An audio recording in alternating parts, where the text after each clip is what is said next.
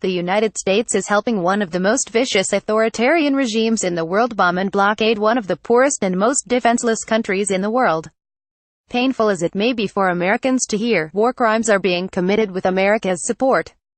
Saudi Arabia launched its war on Yemen in 2015 on flimsy national security grounds and almost immediately garnered criticism from the United Nations and human rights groups for indiscriminate bombings, and in some cases deliberate targeting, of civilian areas. Saudi bombs have landed on residential homes, marketplaces, refugee camps, schools, hospitals, and at least one funeral. In spite of these allegations and clear evidence of extreme human suffering, the United States has supported the Saudi campaign from the beginning by providing refueling assistance, logistical support, intelligence cooperation, and diplomatic cover, not to mention massive arms sales. To date, conservative estimates put the number of Yemenis killed by Saudi bombs at more than 13,500, including more than 5,000 confirmed civilians. What has made the situation an order of magnitude worse is Saudi Arabia's de facto blockade of Yemen's air, sea, and land ports, preventing the delivery of much-needed humanitarian aid. The main sewage plant in Yemen's capital Sana'a ran out of fuel, couldn't import more, and hasn't run for months at a time, helping intensify the spread of disease. More than 900,000 Yemenis are suffering from cholera, a disease that could be treated if the Saudis would permit entry of aid and medical supplies.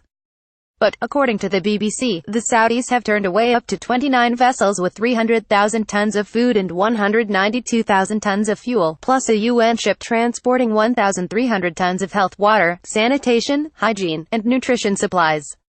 About 17 million Yemenis are in urgent need of food. 7 million of those are facing starvation. Roughly 400,000 children under the age of 5 are suffering from acute malnutrition, and, if Yemen doesn't get relief soon, up to 150,000 of those children will likely die within a few months. Journalists from CBS News, looking to shine a light on what the United Nations has called a man-made catastrophe, were recently denied entry into Yemen by Saudi authorities. Riyadh doesn't want the world to know what it's doing. CBS instead found Yemenis willing to film the horror, which aired on 60 Minutes this past weekend. The stomach-churning footage is not easy to. David Beasley, who runs the UN's World Food Program, told 60 Minutes that the Saudite coalition, a phrase he apparently used advisedly to include the United States, are using food as a weapon of war. And it's disgraceful. Let's be clear, there is no credible strategic justification for U.S. complicity in this abominable cruelty. The Saudis claim the war is necessary to crush the Houthi militants in Yemen, a group that has received backing from Iran. Incidentally, Iranian support for the Houthis was negligible until well into the Saudi air campaign, with Iran busting support largely in response to Riyadh's offensive. In any case, the war itself has done more to bolster the position of al-Qaeda's affiliate in Yemen than to effectively push back against Iranian influence. But even if that weren't the case, nothing can justify this kind of brutal collective punishment and excruciating human suffering inflicted on millions of innocent people.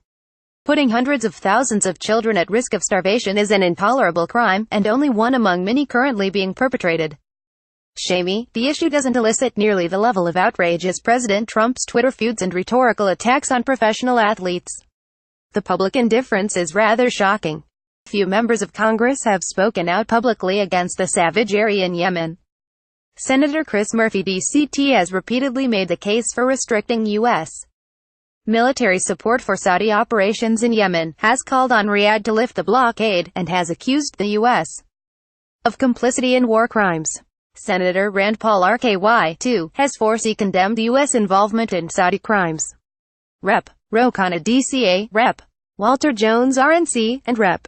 Mark Pocan DWI have joined the chorus. And last week the House passed a non-binding resolution declaring U.S. involvement unauthorized. Unfortunately, the executive branch is insulated from these somewhat meager efforts to check and balance. As Cato's foreign policy team has said from the beginning, the United States should immediately halt all support to Saudi Arabia and use its influence to allow Yemen the relief it needs. The manner in which the war is being conducted will cast a long shadow over America's reputation, and undermines Americans' claim to uphold human rights.